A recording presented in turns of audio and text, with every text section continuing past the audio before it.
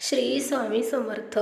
नमस्कार. पुन्हा एकदा तुमच्या सर्वांचे आपल्या चॅनलमध्ये खूप खूप स्वागत आहे.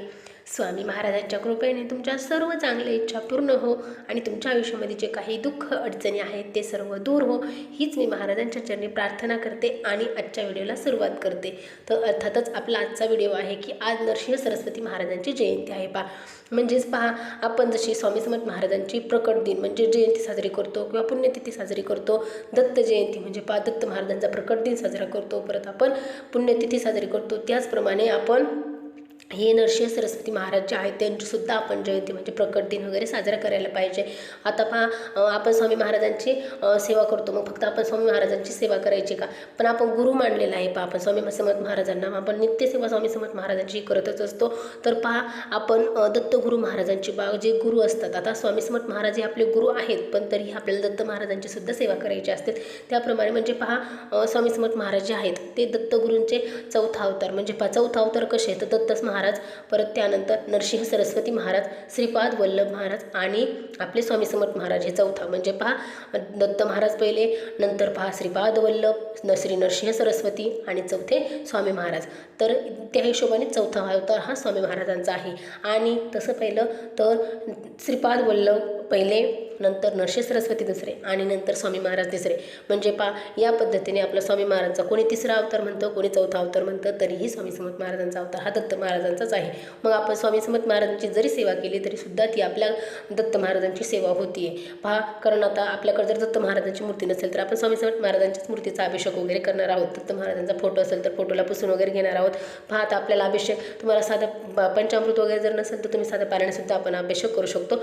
जलाचा अभिषेक झाल्यानंतर आपण पिवळ्या रंगाचं फूल म्हणजे केशरी रंगाचं झेंडूचं फूल किंवा आपल्याला सोनचाफ्याचं फूल वगैरे आपण स्वामी महाराजांना, तुमच्याकडे जर दत्त महाराजांची मूर्ती असेल तर अतिउत्तम, तुम्ही दत्त महाराजांच्या मूर्तीचा सुद्धा अभिषेक करू शकता. किंवा श्रीपाद वल्लभ किंवा नरसिंह सरस्वती यांचा असेल तरीही चालणार आहे.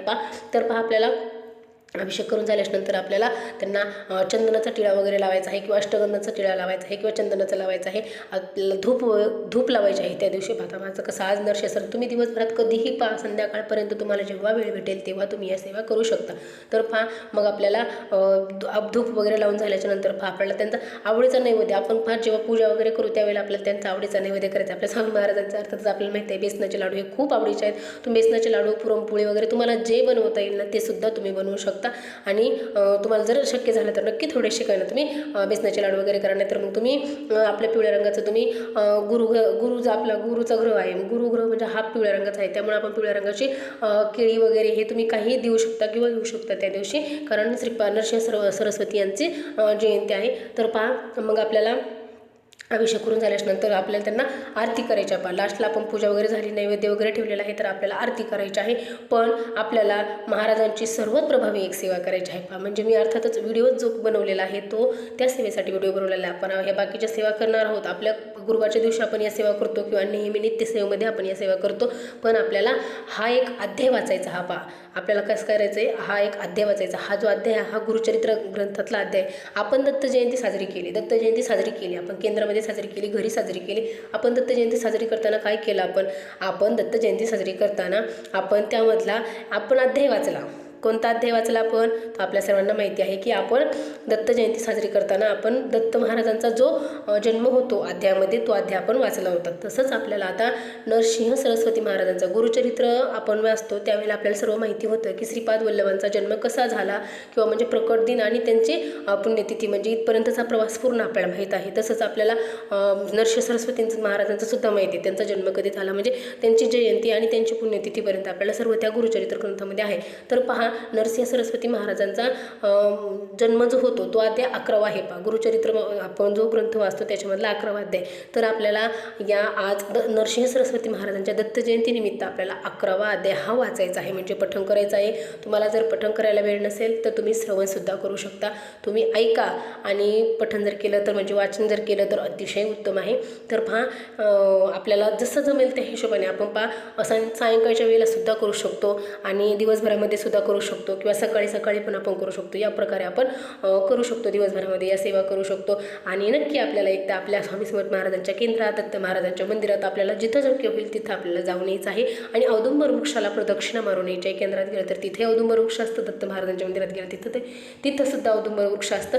आपल्याला प्रदक्षिणा मारायची आहेत. औदुंबर वृक्षाला त्रिवार मुजरा करायचा आहे. स्वामी महाराजांना सुद्धा त्रिवार मुजरा करायचा आहे आणि मग आपल्याला घरी यायचं आहे. या प्रकारे आपल्याला आज दिवसभर आपल्याला आपल्याला साजरी करायची आहे नरसिंह सरस्वती महाराजांची. तर ते आपल्या परीने जे होईल ते आपल्याला म्हणजे यथाशक्ती दक्षिणा असू द्या किंवा आपल्याला जे ठेवता येईल. पाहता तुम्ही जर केंद्रात गेल तर श्रीफळ, खडी साखर वगैरे ठेवून या. औदुंबर वृक्षाला पण तुम्ही त्रिवार मुजरा वगैरे प्रदक्षिणा वगैरे करून या. तुम्हाला जे शक्य होईल ते आपल्याला करायचं आहे. तुम्हाला सांगितल्याप्रमाणे मी घरच्या पूजेमध्ये तुम्ही नैवेद्य ठेवा किंवा तिथे केंद्रात गेल्यावर किंवा दत्त महाराजांच्या मंदिरात गेल्यावर तुम्ही तिथे नैवेद्य ठेवू शकता. आणि अजून म्हणजे आपल्याला काय करायचं आहे तर आपल्याला नामस्मरण करायचं आहे. पहा तुम्ही श्री स्वामी समर्थ हा जरी जप केला तरी पण चालणार आहे. दिवसभर तुम्हाला श्री स्वामी समर्थ म्हणायचं आहे किंवा श्री गुरुदेव दत्त असं जरी म्हटलं तरी पण चालणार आहे किंवा ओम राम दत्तात्रेय नमः असं जरी म्हटलं तरी चालणार. तुम्हाला जो शक्य होईल तो तुम्हाला मंत्र जप करायचा आहे. तर पहा एवढी छोटीशी माहिती होती पण मला ती तुमच्यापर्यंत पोहोचवायची होती, कारण मला ती गरजेची वाटली की पोहोचणे. आपल्या यूट्यूबच्या फॅमिलीमध्ये सर्वांपर्यंत ही माहिती पोहोचली पाहिजे की कोणीही असं राहिलं नाही पाहिजे की त्यांनी नरसिंह सरस्वती महाराजांची जयंती केली नाही आहे किंवा त्यांना करता नाही आलेली आहे. आणि हा अध्याय कोणीही असं नाही राहिलं पाहिजे की ज्यांनी वाचलेला नाही आहे किंवा ऐकलेला नाही आहे. तर चला मग आजचा व्हिडिओ मी इथेच थांबवते आणि झालेली सेवा मी आपल्या महाराजांच्या चरणी अर्पण करते. तुम्हाला जर व्हिडिओ आवडला असेल तर नक्की व्हिडिओला लाईक करा, शेअर करा, चॅनलला नक्की सबस्क्राईब करा, कारण जे काही नवनवीन व्हिडिओ बनवत आहे ते सर्वप्रथम तुमच्यापर्यंत येऊन पोहोचतील. चला तर मग पुन्हा भेटू अशाच नवीन छान छान व्हिडिओसोबत. तोपर्यंत श्री स्वामी समर्थ. जय जय स्वामी समर्थ.